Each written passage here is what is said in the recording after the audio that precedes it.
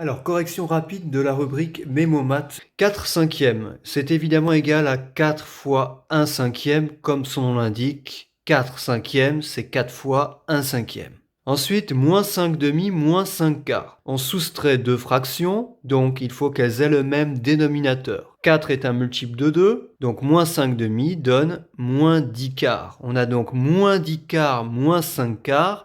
Je perds 10 quarts, puis je perds 5 quarts. En tout, j'ai donc perdu 15 quarts. Eh bien, moins 15 quarts, c'est l'opposé de 15 quarts. 2 tiers de 5 demi.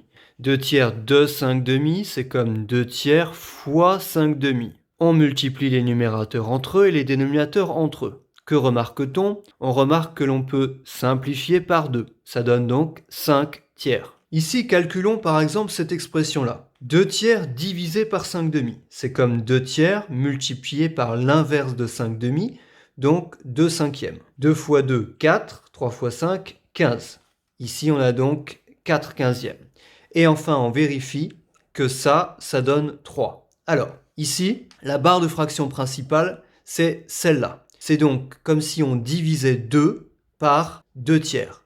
Donc 2 divisé par 2 tiers. D'après le cours, divisé par 2 tiers revient à multiplier par son inverse, donc 3 demi. On a donc 2 fois 3 demi. 2 fois 3 demi, on voit tout de suite que ça vaut 3. Souvenez-vous, quand vous multipliez une fraction par son dénominateur, vous obtenez le numérateur. Je vous rappelle d'où ça vient. Qu'est-ce que c'est 3 demi? 3 demi, c'est le quotient de 3 par 2. 3 demi, c'est le nombre qui, fois 2, donne 3. Il est donc normal que si on multiplie ce nombre par 2, ça donne 3. C'est la définition du quotient de 3 par 2.